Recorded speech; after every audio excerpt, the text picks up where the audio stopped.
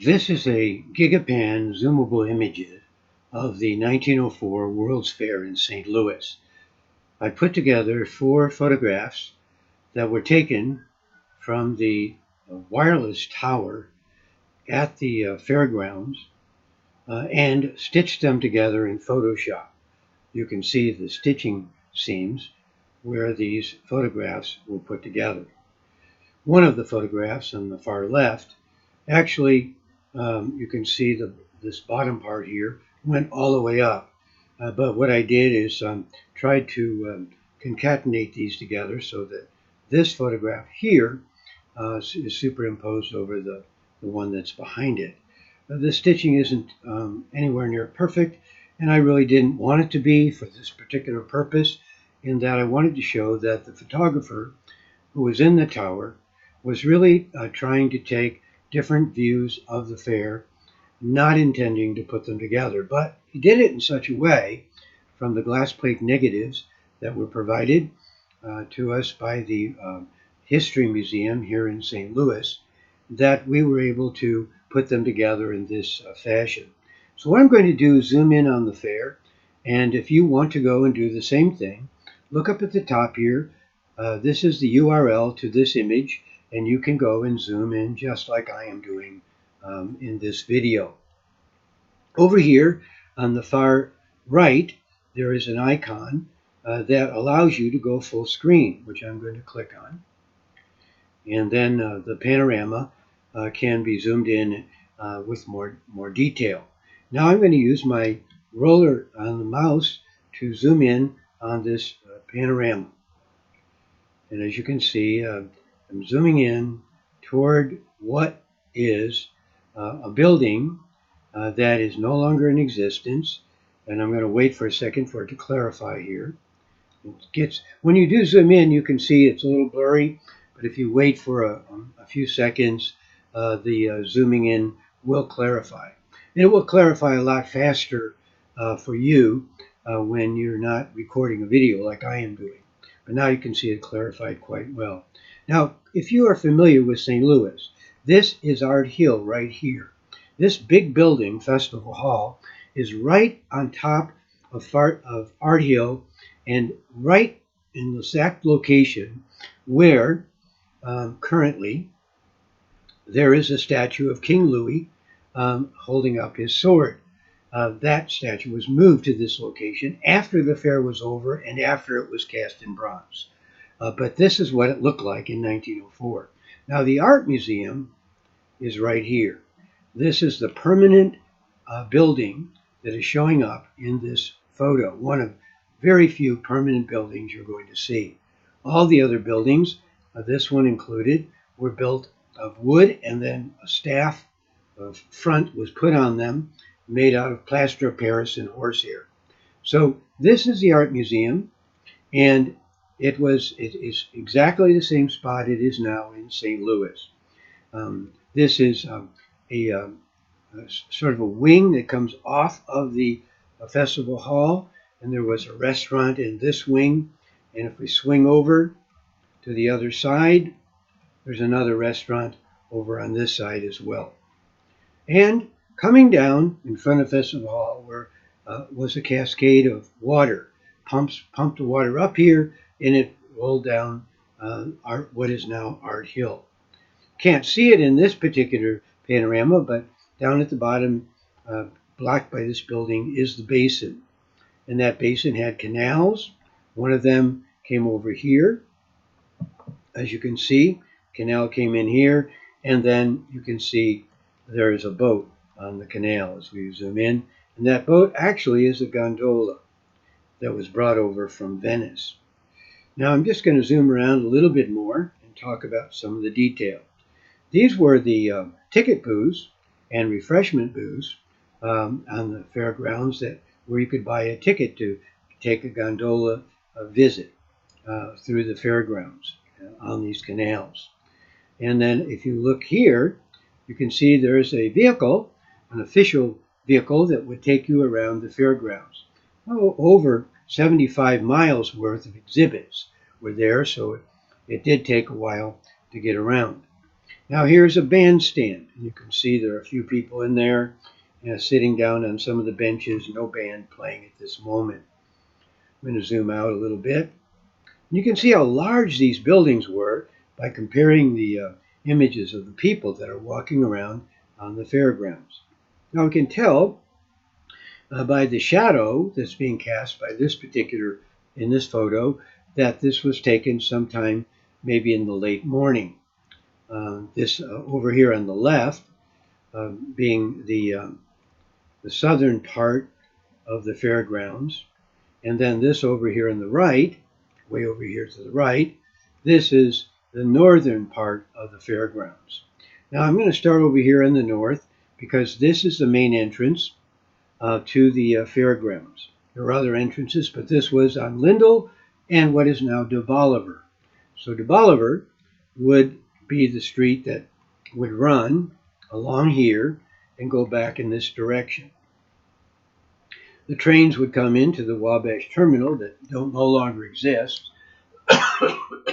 and you would get off the trains and then you would walk through the turnstiles, which were located here, and buying your tickets and coming into the fairgrounds. Once you were in the fairgrounds, you had a choice to make. You could turn to the right and go on to what is called the Pike. These were the Tyrolean Alps. And so this was more or less the entertainment section of the fair, and the Tyrolean Alps had a fake mountain scene behind them. Doesn't look like much from way up here, but when you were down below, this looked like mountain landscape. And they had a beautiful indoor banquet hall that you could go into and enjoy all kinds of great food. And then also they had the Tyrolean singers that were in there. And if we back out a little bit and go down the Pike, that was along Lindell Boulevard, and that's what this is, Lindell Boulevard, part of Lindell. All those mansions along there have replaced all of this, but this is what Lindell looked like in 1904. As we come along, this was the Ireland exhibit on the Pike. We can keep coming along here and seeing all of the other exhibits that were along the mile-long pipe. Here's Asia, and we keep going along. This big dome was a part of, I believe, the hereafter and or creation. And we keep coming along, and you can see here some kind of a roller coaster, little roller coaster that was there. And I keep coming along on the Pike, and then pretty soon it disappears behind this building. But I want to come back up here as we look to the west now, as we turn around. And this building here is our current Washington University. It's one of the few permanent buildings still standing. It was really built by WashU for WashU, but used during the fair as the administration offices. And so I'm going to zoom back out now and come back out to see some of the other structures. All of these huge palaces that you see here had many, many, many exhibits of all kinds of construction, of various objects, shoes. There were art exhibits in many of them as well that you could purchase, not like in the art museum, but they were very, very varied industries. Now over here, I'm going to zoom in and you can see here is King Louis, the statue made of plaster of Paris staff, and later it was taken from this location and taken, I think, up to Chicago and cast in bronze, and then afterwards, so it was over here by Lindell Boulevard, and I believe the History Museum we have now in St. Louis was built in this area. But this statue then was moved after it was cast in bronze all the way over and put on the top of Art Hill, right in front of the current art museum. It would be right about this location, just to get you oriented as to where we're located. Now I'm going to zoom back over to the right again and show you a few other things over here. Down here, as the photographer looking down from the wireless tower took this picture, he saw a playground. It was part of the model playground here. You can see possibly a seesaw here as well. But these were some of the jungle gyms and swings and such that were there for the children that came to the fair. And it was kind of like a daycare center where your children could come and play. And then over here, if we zoom in, was a New Jersey road exhibit. These are the various types of materials that could be used to make roadways. And so it was an exhibit in the model village to explain how you could make a better model village. You can see the people walking along here. And then over here, you see a water truck that would spray water down on the dusty trails and roads of the fair to keep the dust down during the hot, windy summer days. And that's what that water tank is doing there. We can move over and you can see there was a drugstore, sold soda, ice cream, candy, cigars, and sundries. Prescriptions were filled, and so there's a drugstore there. And there was a rice kitchen in the model village as well. And so the model village was along Lindell Boulevard. Again, I'm going to zoom over here. Lindell would come along here and keep on going all the way down this way. Our current Lindell Boulevard probably encroaches on part of the pike, and all these mansions were built along here now and replaced them all. Here on the model village, you see a guild hall, a model for having a guild hall in your village. If you wanted to see how to best build a village, the model village was a part of the fair itself. And here is a horse and buggy. And of course, most people still were transported through the fair in horse and buggies, and they had roller chairs that they could use as well. And I'm going to go over here as the entrance of the pike here. You can see Remington statues, a little blurry. We have some better pictures of those, but that was the entrance to come into the pike as well. And if you walked over as you came into the fairgrounds, this was a Kodak building, and you could buy film for your camera there as well. And again, another bandstand here where many bands played throughout the fair.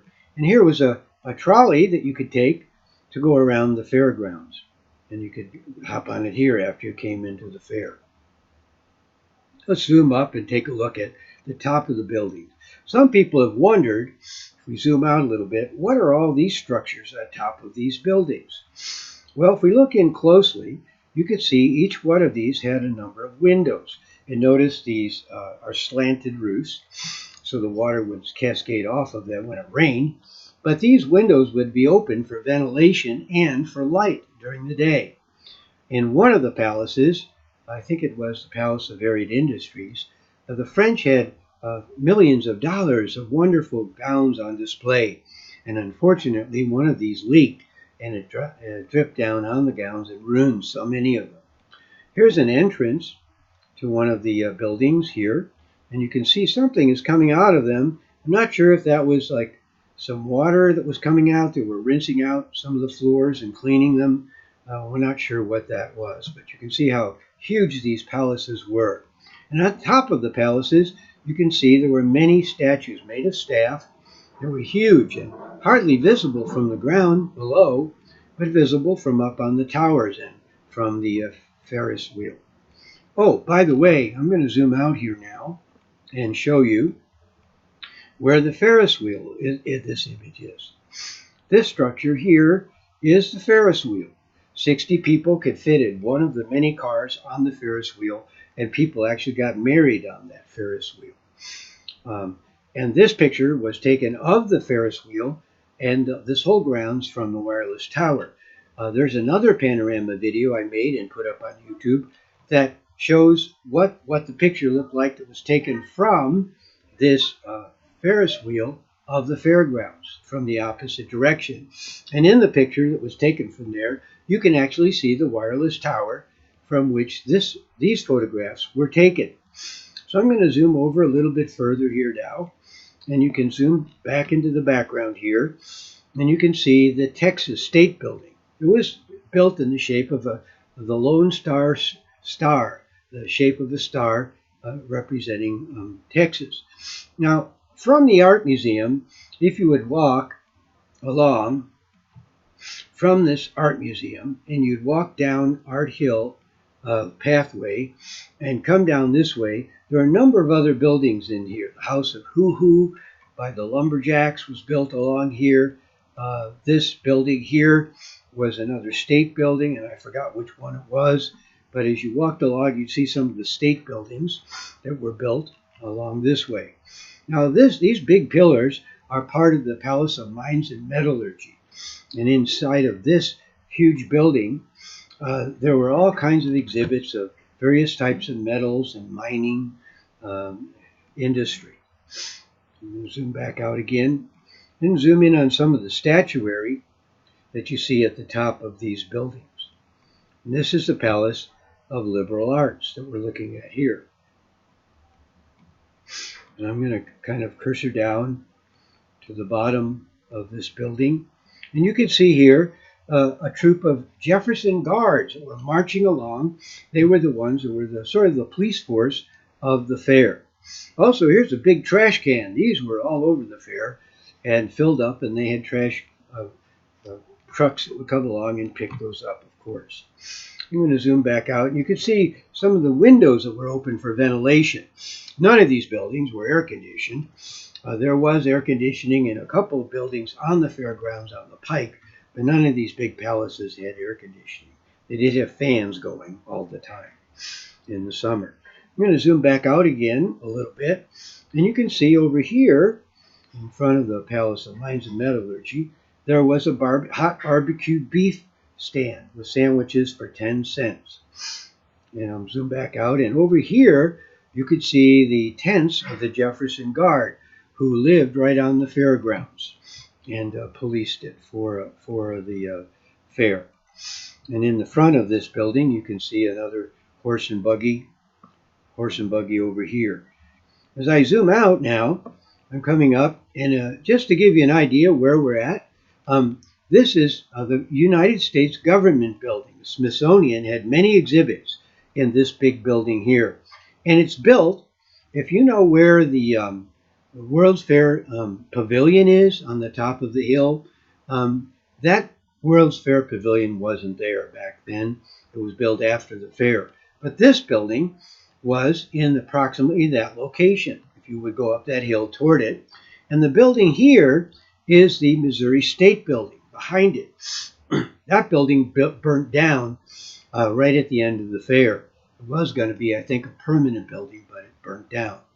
And then, if we look off in the distance here, we could see these two towers with flags. This was the Inside Inn back here, located approximately where 40 Highway comes through now. And over 5,000 people could stay right inside the fairgrounds in this massive hotel. And there's more detail about that elsewhere on the internet. But inside of this palace, the U.S. government building, there were huge dinosaur skeletons and all kinds of the printing presses. They make money and currency, and coins were in there. I believe some of the documents were in there from the Declaration of Independence brought from Washington, D.C. Those were on exhibit in that particular building. So I'm going to zoom back out again and give you a pretty good orientation of where everything was at the 1904 World's Fair. Once again, the only buildings that you see in this panorama that are still standing was Washington University that we've zoomed in on, and the Art Museum that you see here. There is another structure that is the bird cage that was created by the Smithsonian. It would be located, we can't really see it here in this picture, but approximately over here in this location where there are trees and such. The tip of this building is Washington State Building, and the bird cage was down in this location here. So I hope that this orientation of where things are in the 1904 where they were in the 1904 World's Fair gives you a pretty good idea of how copious the fairgrounds were. Thank you for watching.